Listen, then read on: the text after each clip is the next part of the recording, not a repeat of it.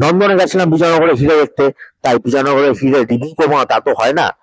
তাই এই ভিডিওতে আমরা বিজয়নগরের হিরে সিনেমাটা রিভিউ করব। আপনারা সবাই থাকবেন ভিডিওতে, আর চ্যানেলে নতুন হলে অবশ্যই চ্যানেলটি সাবস্ক্রাইব করবেন। বিজয়নগরের হিরে সুনীল গঙ্গোপাধ্যায়ের গল্প অবলম্বনে তৈরি এই সিনেমাটা, আর এই সিনেমাটিকে পর্দায় রূপ দিয়েছেন ডাইরেক্টর চন্দ্রাশিস রয়।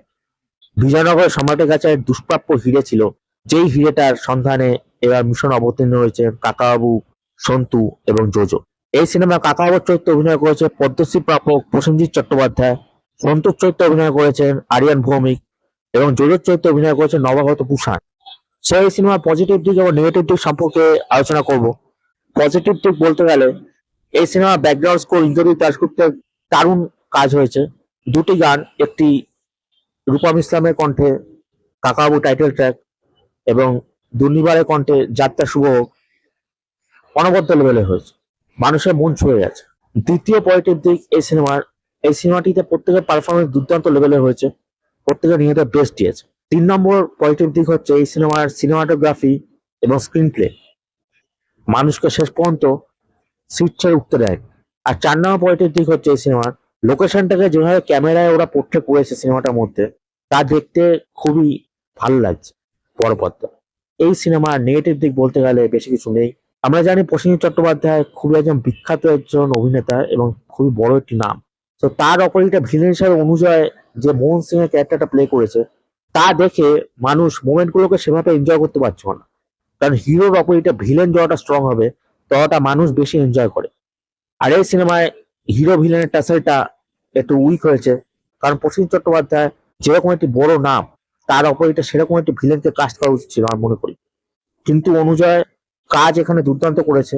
তার সাউথ ইন্ডিয়ান অ্যাকসেন্ট, তার অভিনয় দেখে মনেই হচ্ছিল না যে সে একজন বাঙালি। নেগেটিভ বলতে গেলে আমি এটাই মনে করি যে এখানে ভিলেনকে একটু স্ট্রং রাখা উচিত ছিল প্রসেনজিৎ চট্টোপাধ্যায় অপোজিট।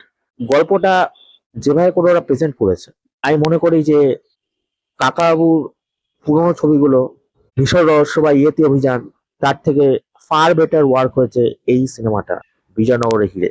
আর এই সিনেমাটিকে মানুষ যেভাবে ভালোবাসা দিচ্ছে চতুর্থ সপ্তাহে এসে, আমি মনে করি বাংলা সিনেমায় একটি হিস্ট্রি ক্রিয়েট করতে পারবে এই সিনেমাটা।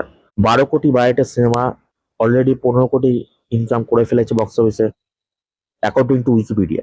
তো এখনো ইনকাম করছে এবং এই সিনেমাটা এমন ভাবে তৈরি করা হয়েছে যাতে 8 থেকে 80 প্রত্যেকে এই সিনেমাটা এনজয় করতে পারবে এবং মানুষ সেটা করছে।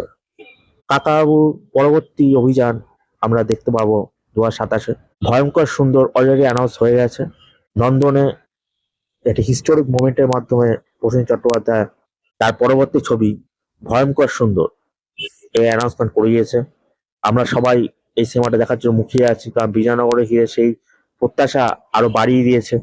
বিজয়নগরের হিরে ব্যাপক হয়েছে, আমি মনে করি it will be one of the greatest movie ever in Bengali.